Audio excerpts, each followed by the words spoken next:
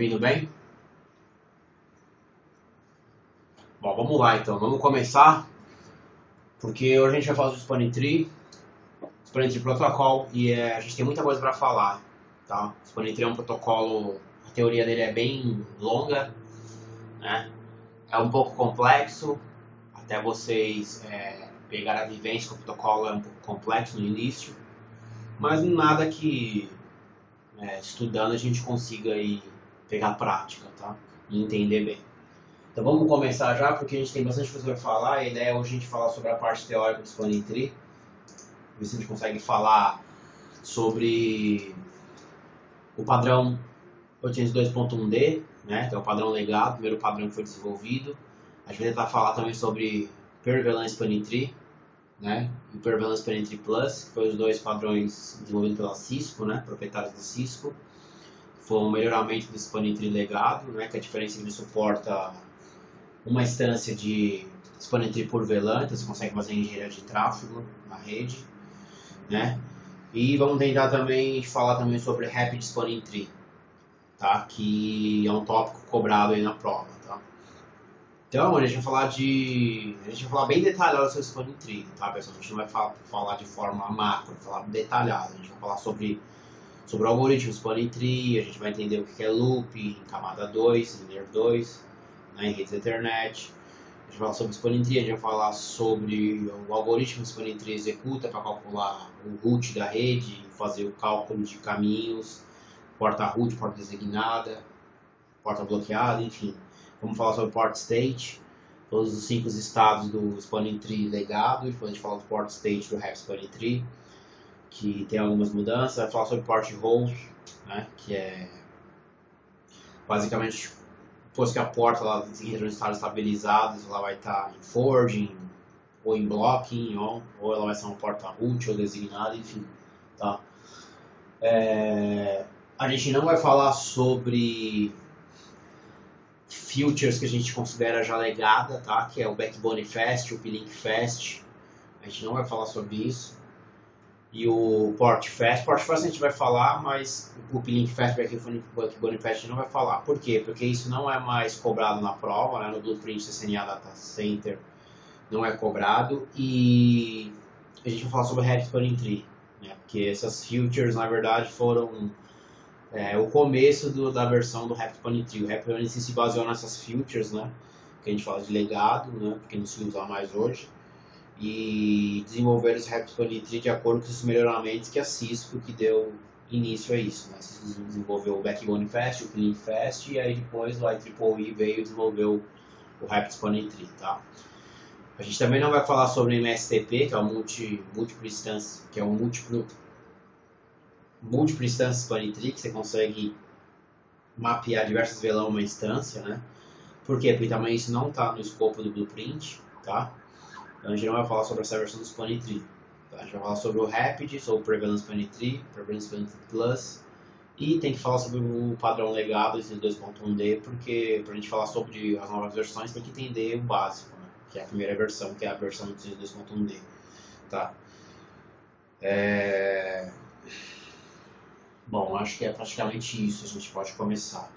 Mas antes de a gente começar, alguma dúvida sobre a gente falou na aula passada, em relação ao geral, redes camada 2, sobre o padrão de switch, né, o padrão 82.1D minúsculo, né, que é as 5 funções que o switch executa, né, que a gente falou nas aulas passadas. A gente falou também sobre algumas features, VTP, port channel. A gente falou sobre VTP pruning também. A gente falou sobre DTP, que é o Dynamic Trunk Protocol.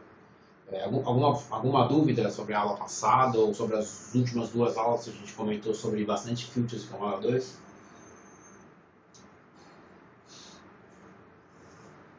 Tá. Bom, então vamos lá. Então, vamos começar, né? O assunto de hoje. Spanning Tree Protocol. Tá? Qual a função desse protocolo, né? Spanning Tree Protocol. A ideia do Spanning Tree é ele ser implementado na rede para que ele possa prevenir loops na rede em relação à rede Ethernet, rede de camada 2, rede LAN, tá? Em redes Ethernet, a gente normalmente implementa loops físicos, né? Propositalmente. Para quê? Para a gente prover caminhos redundantes na rede. Tá? A gente precisa de loops na rede, né? Caminhos redundantes, porque se a gente tiver uma falha no caminho, a gente consegue contornar o tráfego por outro caminho. Tá? Então, isso são loops físicos que a gente faz na rede. A gente tem caminhos físicos distintos na rede. Só que, logicamente, né, a topologia lógica, não pode existir loop. Tá? Essa é a função do spanning tree. E essa é a diferença que a gente falou lá nas primeiras aulas entre topologia física e topologia lógica. Né? A gente tem topologia, um loop fisicamente, mas o spanning tree ele vai lá e vai bloquear um caminho redundante. Né? Então, logicamente, a rede não tem loop, ela tem um caminho único.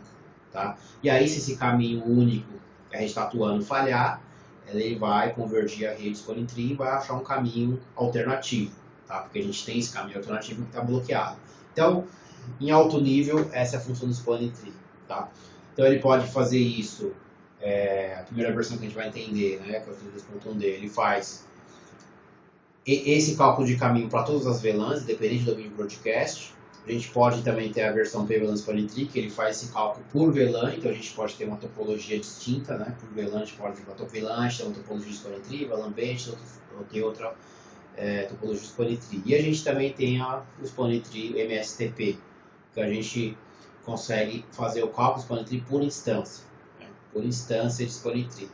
Então, quando a gente define uma instância, que é uma topologia lógica. A instância nada mais nada menos que uma topologia lógica do spanning tree. O spanning tree calcula a topologia lógica baseada nessa instância. E a gente mapeia a VLANs para essa instância. Então, as VLANs são mapeadas nessa instância, vão herdar a topologia lógica daquela instância, tá? Que o spanning tree calculou. Tá? Então, em alto nível, essa é a função do protocolo de spanning tree. Tá? Mas o que é loop? Né? O que são loops em redes Ethernet? Bom, loops em rede Ethernet, né, são criados propositalmente. Tá? E o que é um loop? É quando você tem um caminho, né, na rede e você tem um frame Ethernet que ele fica girando na rede, ele fica trafegando na rede de forma indefinida. Tá? Por que indefinida?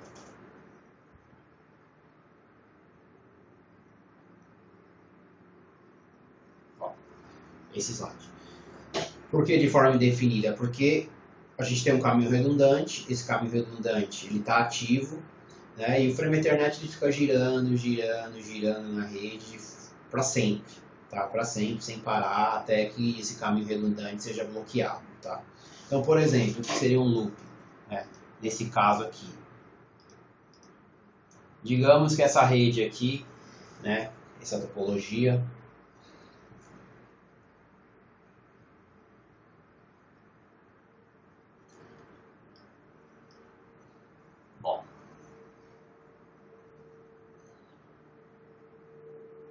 por algum motivo,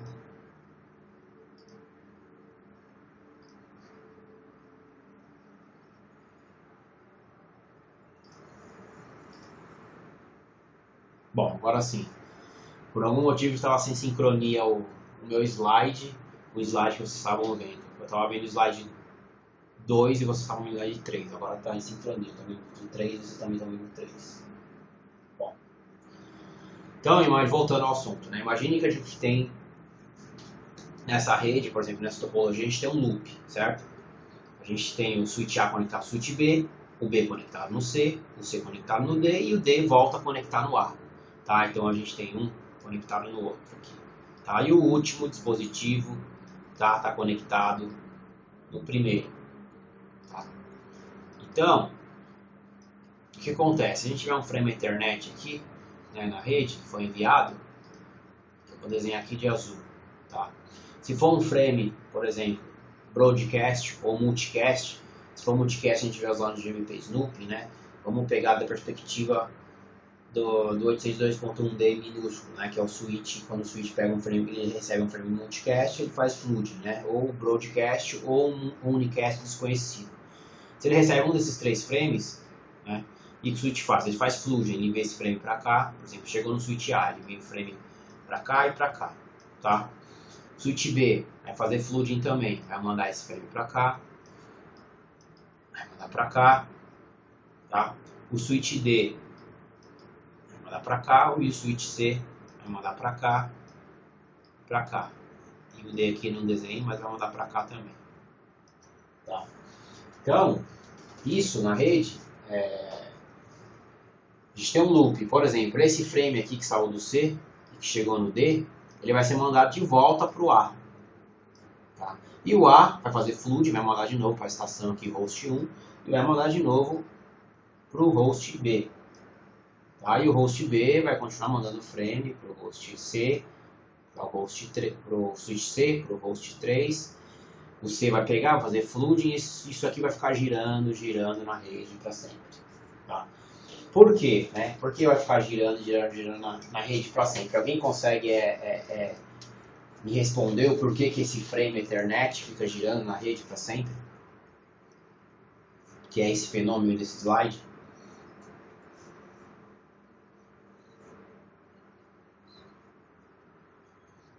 Por que o frame Ethernet fica girando para sempre, perdido na rede, e ele não é nunca descartado?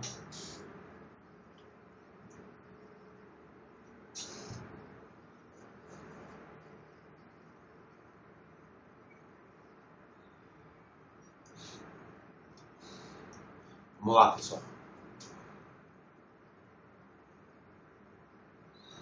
Então a resposta do André, porque quando o switch não conhece o MAC destino, ele manda um broadcast todas as portas. Sim, correto. Quando é um frame que tem um comportamento de flooding, que é um frame unicast desconhecido, multicast ou broadcast, ele manda, o switch faz o fenômeno de flooding, né, que a gente aprendeu lá passada. Tá? Mas, isso está certo, a sua resposta está certa, mas tem um outro porém, né? Tem um detalhe aí, né? Que eu não sei se vocês conseguem imaginar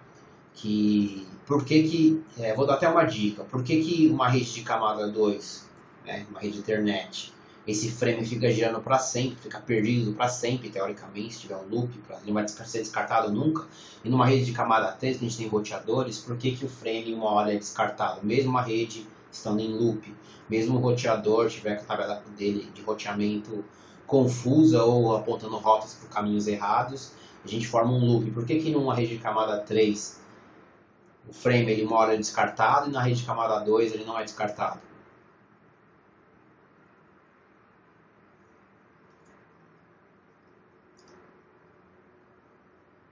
Seria o próximo slide.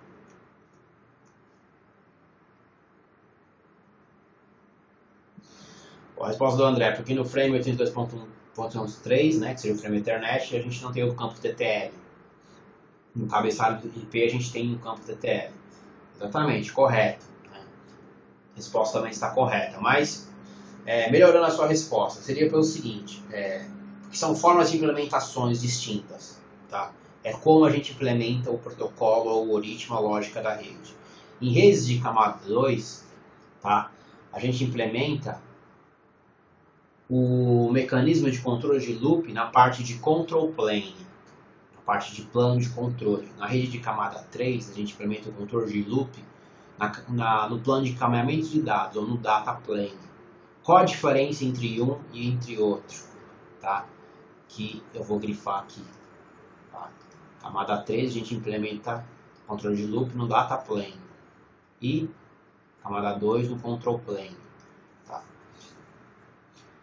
Justamente isso. Quando a gente implementa um mecanismo no data plane, normalmente a gente usa um campo, né? Por exemplo, no caso do IP, que é o TTL, PV6 também, que é o TTL, né? Que é no PV6 não chama nem TTL, é Hope Limit, mudou o nome, mas é a mesma coisa. Né? No IPv4 é TTL. Quando a gente implementa o controle de loop no data plane, no plano de encaminhamento de dados, normalmente a gente implementa um campo e cada dispositivo que esse frame atravessa, ele é decrementado um ponto.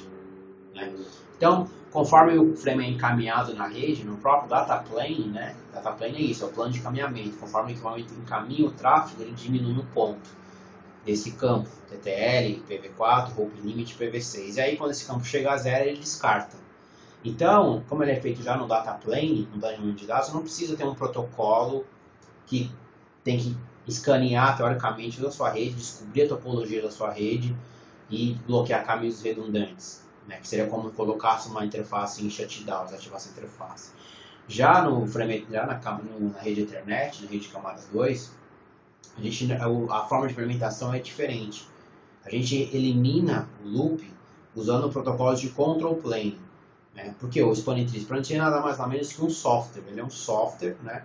Control plane é a parte de controle, a CPU, onde são executados todos os algoritmos. O Spanning Tree é mais um algoritmo que é executado na CPU. Tá? Então o Spanning Tree ele vai lá, ele tem um protocolo chamado BPDU, que a gente vai aprender daqui a pouco, e através desse pacote, esse frame BPDU, ele escaneia toda a sua rede, ele descobre a topologia da sua rede. Tá? Ele consegue descobrir toda a topologia da sua rede, vamos dizer que é a topologia lógica, né? O protocolo do Spanning Tree descobre de forma lógica a sua rede, apesar que ele descobre de caminhos físicos redundantes, mas ele descobre de forma lógica a sua rede e bloqueia caminhos redundantes. Tá? Então são formas de implementação distintas. No frame Ethernet a gente não tem nenhum campo TTL e nenhum campo parecido com o TTL. Né? Nem Hope Limit, nem TTL, nem nada disso. A gente não tem. Então, quando o Spanning Tree falha, e a gente tem um loop na rede físico, e o Spanning Tree não consegue detectar e bloquear esse loop, colocar uma interface redundante em shutdown, né? Teoricamente shutdown, não é um shutdown, mas é como se fosse, que desativa a interface, a perspectiva do plano de data plane, do plano de caminho de dados, a rede vai ficar, aquele frame, ele não vai ter como fazer outro tipo de controle. O frame Ethernet vai ficar girando na sua rede, trafegando para sempre. Né? E normalmente quando esse frame ele fica trafegando para sempre, ele é replicado, ele aumenta. Você tem um frame, quando ele passa num switch ele faz flooding, aquele frame vira 2 ou 3, dependendo de quantas portas tem. Chega no próximo ele vai virar, vamos dizer que ele tem 2 portas, virou 2. Chega no próximo tem mais 2 portas, já vira 4. No próximo vira 6, assim vai. Então um frame vai virar vários frames. Isso aí vai entupir todos os seus links, né? Vai usar toda a banda do seu link, porque ele vai cada vez mais se multiplicando esse frame. E vai acabar com o processamento de cada equipamento e memória. Aí sua rede vai parar. Com certeza a sua rede vai parar. Tá? Então essa é a grande diferença entre a implementação no data plane, protocolo de camada 3, IP e IPv6, TTL e Hope Limit, ou Spanning Tree, que a gente implementa no plano de controle, que o Spanning Tree é um software. Tá? E aí eu pergunto para vocês, na opinião de vocês, qual você acha mais eficiente? Qual a metodologia? Né? Porque isso é uma forma de implementar. Tá? Isso é uma metodologia que a gente implementa. Por qualquer motivo, para a rede Ethernet implementar no control plane, no protocolo IP, IPv6, implementar no data plane. Mas na opinião de vocês, qual das duas metodologias, qual das duas abordagens é mais eficiente? Que vocês acham mais eficiente? Da camada 3 ou da camada 2?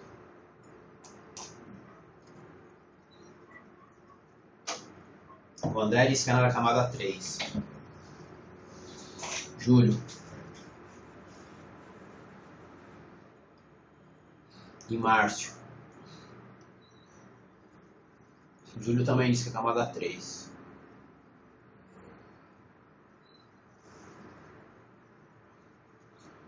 Márcio?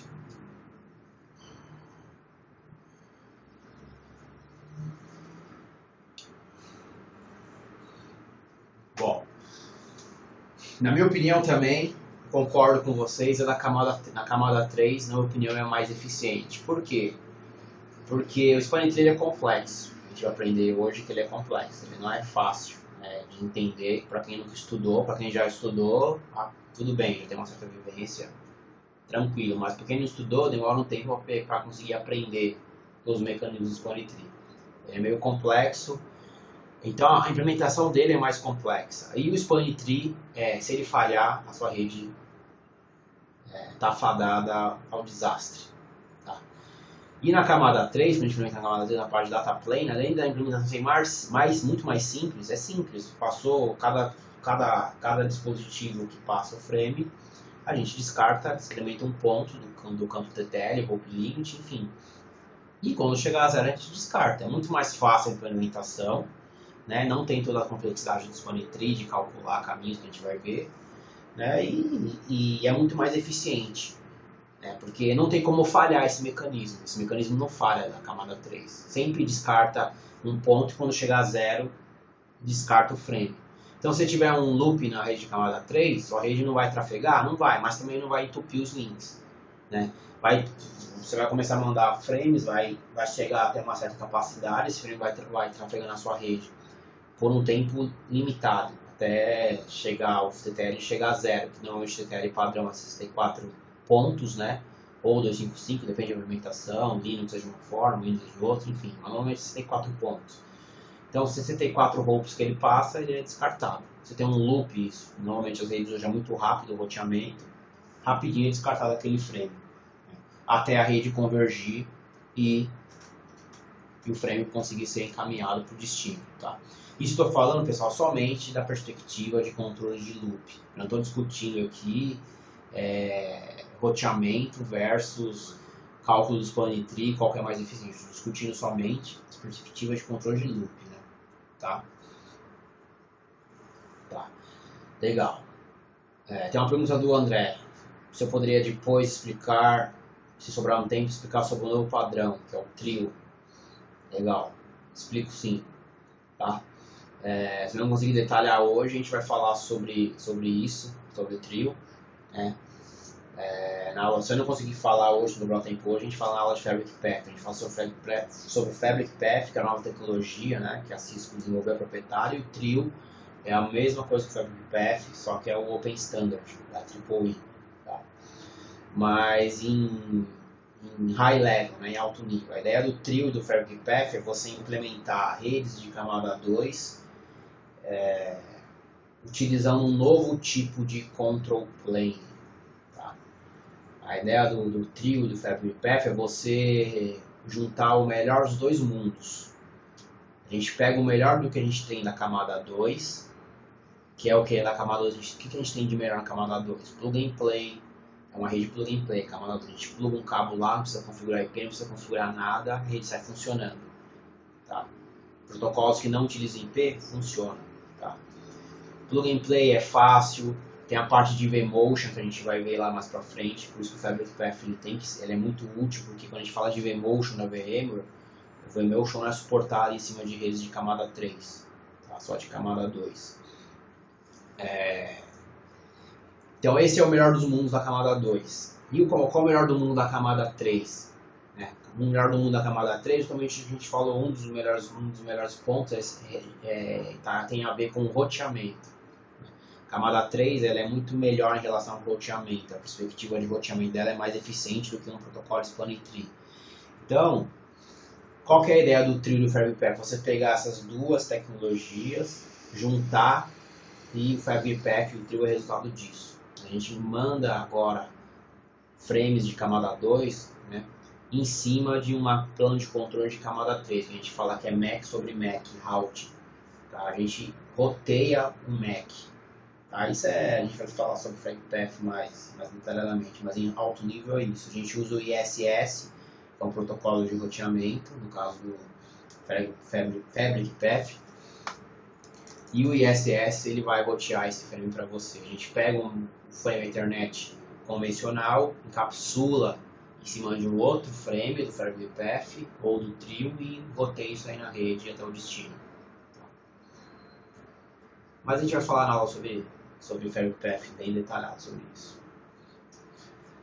Bom, como é que o spanning tree funciona? Bom, o primeiro padrão que foi desenvolvido no spanning tree é o 82.1D. Tá? D maiúsculo, não D minúsculo. Tá? E a gente falou nas primeiras aulas. Quando a gente fala de documentos da IEEE, esse número aí que vem o D, ele é case sensitive. Tá? O 82.1D minúsculo é o padrão são as regras de switching, flooding, learning, listening não, flooding, learning, forwarding, aging, enfim, tá? E o maiúsculo é o padrão do spanning tree legado, foi a primeira versão desenvolvida, tá? Então, o 62.1D maiúsculo, ele define o spanning tree e uma das principais definições do spanning tree está associada a esse nome que chama Bridge ID, esse conceito de Bridge ID. O que é o Bridge ID? um identificador que vai identificar aquele switch, né? Porque um switch, na verdade, é uma bridge de múltiplas portas, tá? Switch é uma convenção de fabricantes de equipamentos de rede, né? Na verdade, se a gente for pegar a parte de literatura, o que existe, na verdade, é bridge, né? E quando desenvolveram bridge de múltiplas portas, a parte de marketing dos fabricantes chamaram de switch, tá? Mas switch em bridge de múltiplas portas é a mesma coisa. Então, se a gente pega documentos da IEEE, a gente vai ver lá normalmente bridge, não switch, tá? A palavra bridge, mas é a mesma coisa, tá? Então, o bridge ID é o identificador daquela bridge, daquele switch, um domínio do spanning tree, tá? É esse cabeçalho aqui que a gente tem aqui, tá? Ele é composto de 8 bytes, tá? Desses 8 bytes, os dois primeiros bytes, os mais significativos, a gente fala que é bridge priority, ou a prioridade da bridge. E os últimos 6 bytes, ele é composto pelo endereçamento MAC da bridge, tá? Que normalmente é o MAC do control, da parte de backplane do switch. É escolhido um MAC do backplane, lá da CPU, enfim, e é atribuído para ser usado como bridge ID, tá? E aí, com o tempo a gente percebeu, né, o seguinte, que a gente tinha 2 bytes para definir prioridade. 2 bytes, a gente tem quantos bits para começar? A gente tem 16 bits, certo, pessoal? 1 byte são 8 bits, 2 bytes, 16 bits. 16 bits, a gente tem quantas combinações de binário? Vamos lá, lembrando as primeiras aulas lá, que a gente falou sobre PV4, números binários. 16 bits, a gente tem quantas combinações? Vamos lá. Vamos lá, pessoal, a gente tem que saber isso teoricamente aí na ponta da língua. 2 bytes, 16 bits, a gente tem quantas combinações? De 1 a...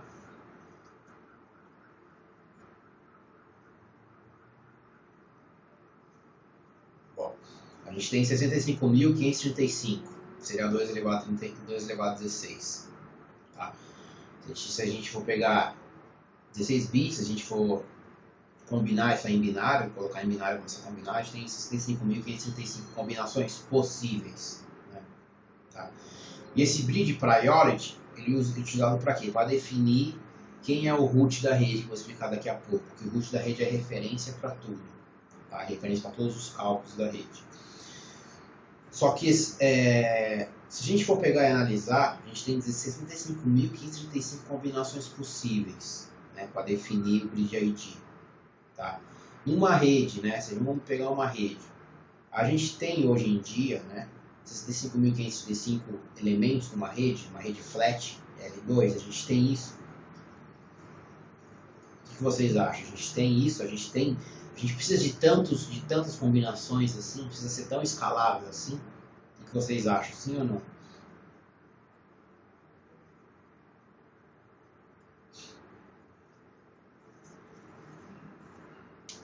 Vocês acham que é possível? O André não entendeu a pergunta, vou repetir. Vocês acham assim, a gente tem dois bytes para definir o bridge priority. Né? Que o bridge priority é um pedaço do bridge ID. Tá? Voltando nesse slide aqui. A gente tem o bridge ID, tá? Que é tudo isso. E são 8 bytes. Tá? 6 bytes é o endereçamento MAC e 2 bytes é o bridge priority. O bridge priority é utilizado para definir o root da rede. Vocês não sabem o root da rede, mas vocês vão saber daqui a pouco nos próximos slides. Mas minha pergunta é, a gente precisa de 2 bytes para 2 bytes, 16 bits, que são 65.535 combinações para definir o bridge, priority, a gente vai ter tudo isso de switch na rede? Essa é a minha pergunta. Vocês acham que é necessário ter 2 bytes para endereçar o bridge priority? Você acha que é necessário, porque é tão escalável uma rede Ethernet dessa forma? Na prática, o que vocês acham?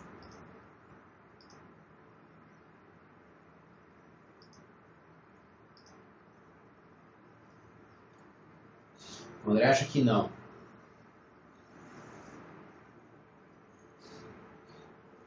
Bom, na prática não. A resposta é claro que não. Por quê? Porque a gente não vai ter uma rede flat L2 com 65 mil equipamentos. Nenhuma rede L3 a gente tem na internet, mas é uma rede de nem de um data center a gente vai ter 65 mil switches lá, nem roteadores, certo? Então é um número que ficou na primeira versão em 2.1D foi definido e a gente percebeu que era um número que estava sobrando, né? Sobrando e muito. Então, o primeiro padrão lá que foi escrito foi definido dessa forma. A gente tinha o bridge priority, 2 bytes, e o endereçamento MAC, tá? 6 bytes, que isso é o MAC mesmo, a gente não tem como mudar. E aí foi definido um adendo a esse documento de 2.1D, que foi chamado de 2.1T, tá?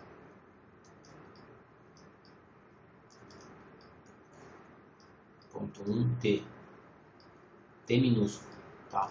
E aí esse documento foi um adendo, né? Ele veio para como se fosse uma atualização do 802.1D. Tá? Para que serviu esse 802.1T? Foi definido o que a gente chama de Extend System ID. Tá? Extend System ID. Qual a ideia desse Extend System ID? Percebeu o seguinte, a gente tem 8 bytes, 65 mil, 8 bytes, 6 bytes mais 2 bytes. Então a gente tem 2 bytes aqui.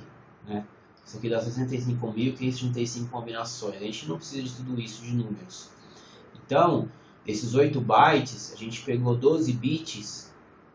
Vamos fazer o seguinte, vamos pegar esses 2 bits e endereçar VLAN. Utilizar para endereçar VLAN. E vamos pegar esses 4 bits, que é mais do que suficiente, para endereçar realmente o bridge priority. Então foi quebrado esse campo, mais 2 campos.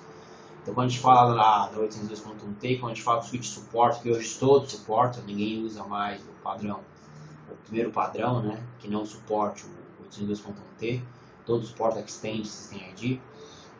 Na verdade a gente tem 4 bits, que é o bridge priority, 12 bits, que é o VLAN ID, que significa que representa VLAN, né, e a parte lá de endereçamento MAC, isso aqui não muda mesmo. Tá? A gente tem 12 bits agora que representa VLAN. Por isso, né, esse é um dos motivos, né, que quando a gente fala de spanning tree, quando a gente fala de switch, a gente fala normalmente quantos VLANs o switch suporta, pessoal. Quando a gente fala aí no mercado, normalmente qual o número que a gente vê lá no datasheet de um switch, quantas VLANs suporta? Exatamente, o André respondeu 4.096. 4.096, eu não vou fazer a conta aqui para não perder muito tempo, mas 4.096 é justamente, né, que na verdade é 4.094, né, porque a VLAN a gente não usa, nem a VLAN 4.096, né, a gente não usa. Então a gente perde 2 VLANs. 4.094 ou 4.096 é justamente 2 elevado a 12. Tá? Que é justamente esse valor aqui. Por quê? Por causa desse campo aqui, que é o spanning tree, tá? Do system, que é o VLAN ID do Extend System ID. E também o .1Q. Se vocês recordam lá passando, a gente falou .1Q. O .1Q ele tem um campo, né? Dentro do .1Q aqui a gente tem lá, a gente tem o campo priority, né? Que é o campo COS, né? Que a gente usa para endereçar QoS.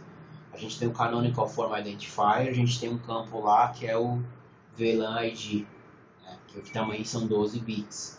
Então, para ficar aderente, né, ao .1Q, o Extend System ID do Spanning Tree separou 12 bits. Tá? E aí ficou 4 bits somente para endereçar a Priority. Tá? Que o Priority é usado para definir o root da rede. Tá? Então, 12 elevado a 4, a gente tem 16 aí, combinações. É mais do que suficiente, que a gente vai ver daqui a pouco, que a gente não vai ter, mesmo que tiver um empate, o MAC-Adresse vai fazer desempate, então a gente nunca vai ter, se a gente for querer usar esses 4 bits ou 16 combinações, a gente teria um root e 16 backups de root. A gente não tem isso na prática numa rede. Normalmente a gente tem um root e um root primário, um root secundário e muito raro a gente tem um root terciário. A gente nunca vai ter 16, a gente nunca vai usar as 16 combinações, é isso que eu quero dizer. Tá? Então é mais do que suficiente, esses 4 bits. Tá? Então,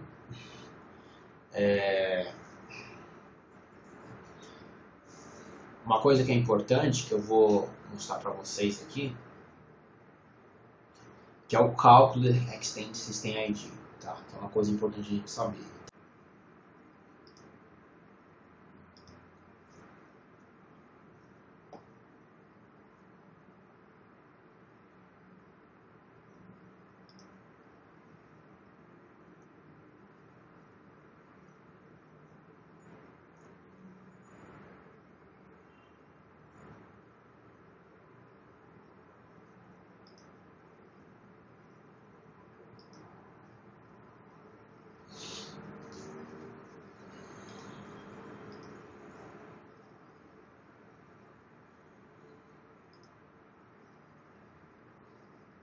Bom,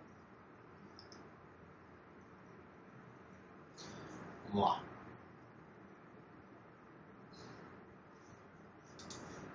Todo mundo vendo minha tela aí?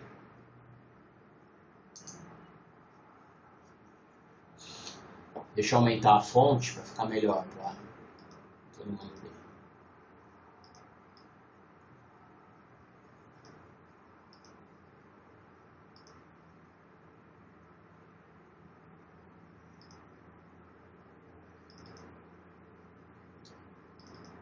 Se vocês clicarem no botão lá, canto superior direito, tem um botão lá, Fit Screen. Tá? Clique naquele botão que aí você consegue ver minha tela inteira. Tá? Fit to Screen, lá no canto superior direito. Tá? Tá todo mundo vendo aí? Bem a minha tela?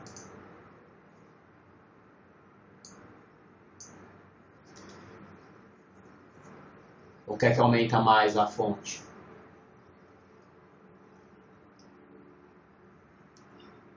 Pessoal, todo mundo vendo bem minha tela ou quer que aumente mais a fonte?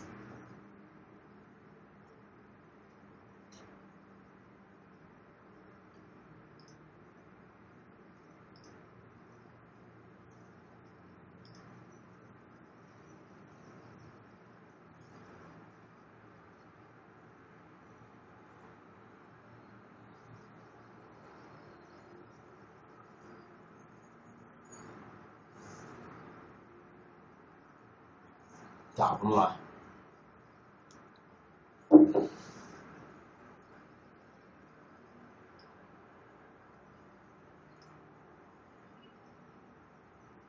Bom, aqui ó pessoal, a gente tem os 4 primeiros bits, são os bits mais significativos, certo? São esses bits aqui que eu selecionei, tá?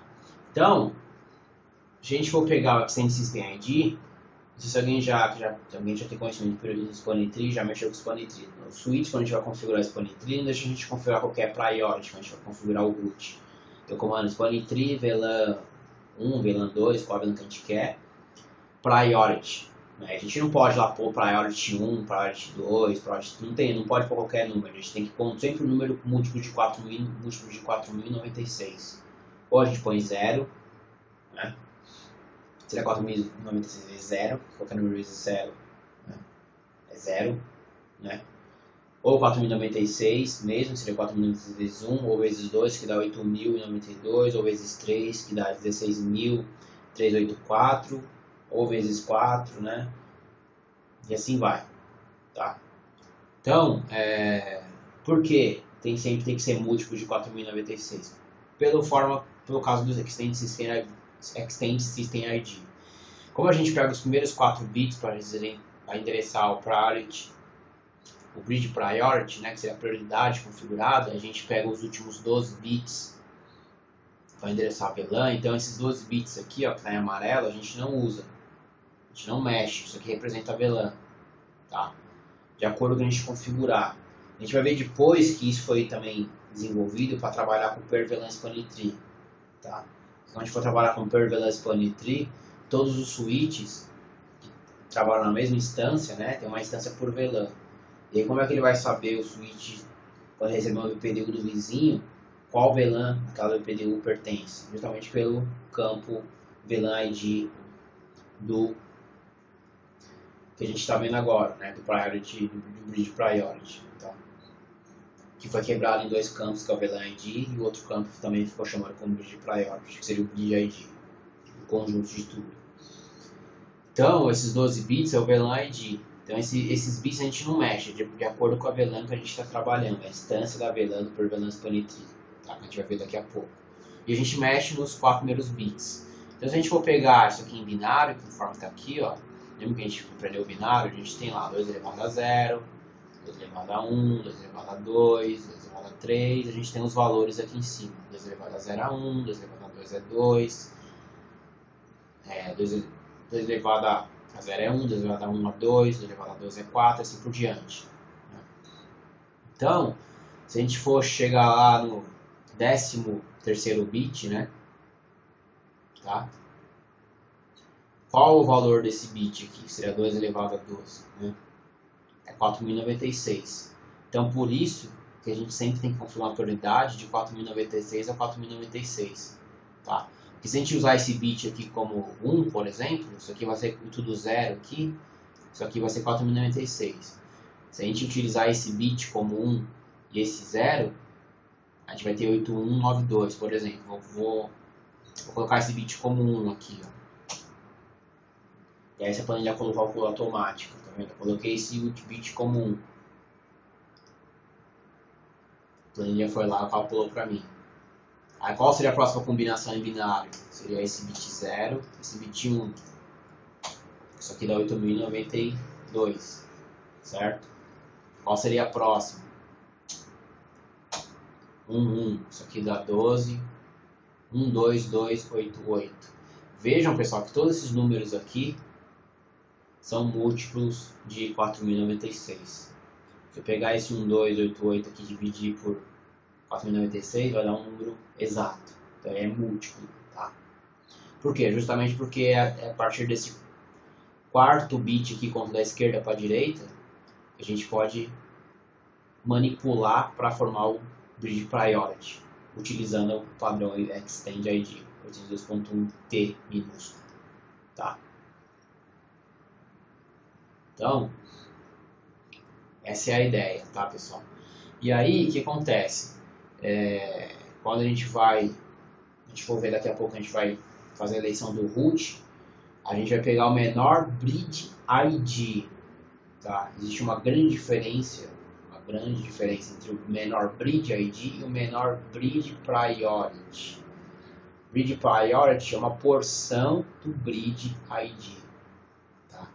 O que conta para o Spanning Tree é o menor Bridge ID e não o menor Bridge Priority. É lógico que se a gente manipular o Bridge Priority, a gente consegue chegar no menor Bridge ID. Por quê? Porque o Bridge Priority são os 4 bits mais significantes, ou seja, que valem mais. Então, se a gente manipular esses bits, a gente consegue definir qual o menor valor.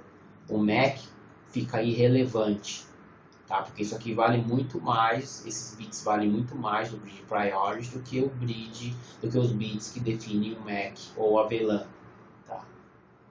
Tá? Porque aqui a gente está falando aqui, por exemplo, nessa planilha, a gente tem aqui o Bridge Priority, tem o VLAN ID, mas teoricamente isso aqui continua aqui, isso aqui, né, é juntado, é mesclado com o endereçamento MAC do backplane do switch, tá?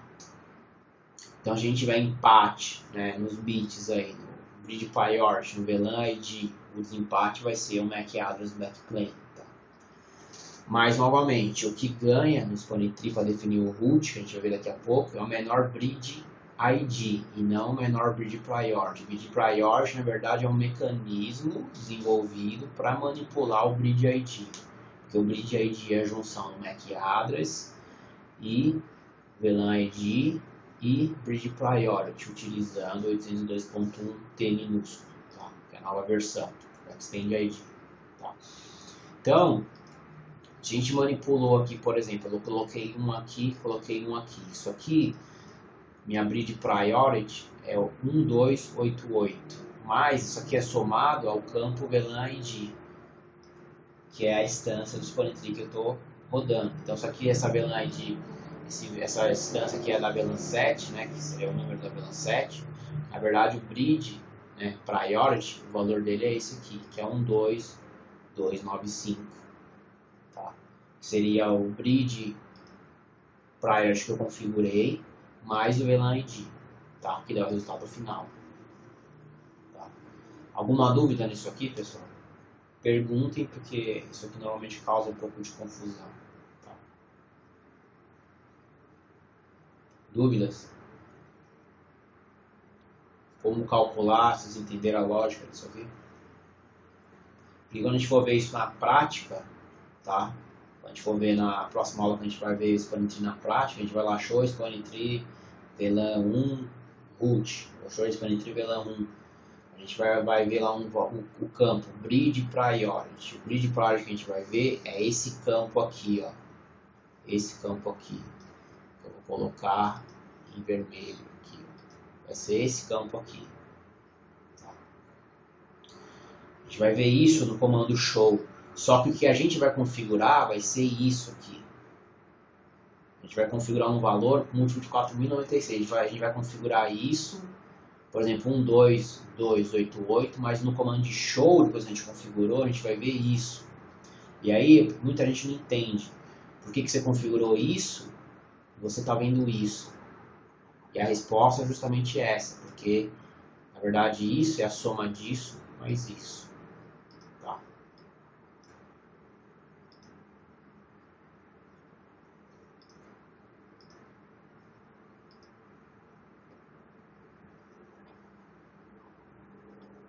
A pergunta do André: essas informações vão embutidas no frame tradicional, é um tipo diferente de frame. Essas informações elas vão embutidas, né, no BPDU, que a gente vai ver daqui a pouco. A gente vai ver todos os campos, a gente vai falar detalhadamente de cada campo do BPDU. Então, a gente vai ver no BPDU que isso é essas informações que, no caso, o bridge priority é um campo do cabeçalho do frame BPDU. Tá? Tem o cabeçalho dele e o bridge priority é um dos campos. Tá?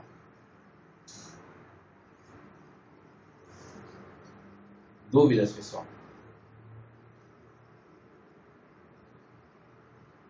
Dúvidas?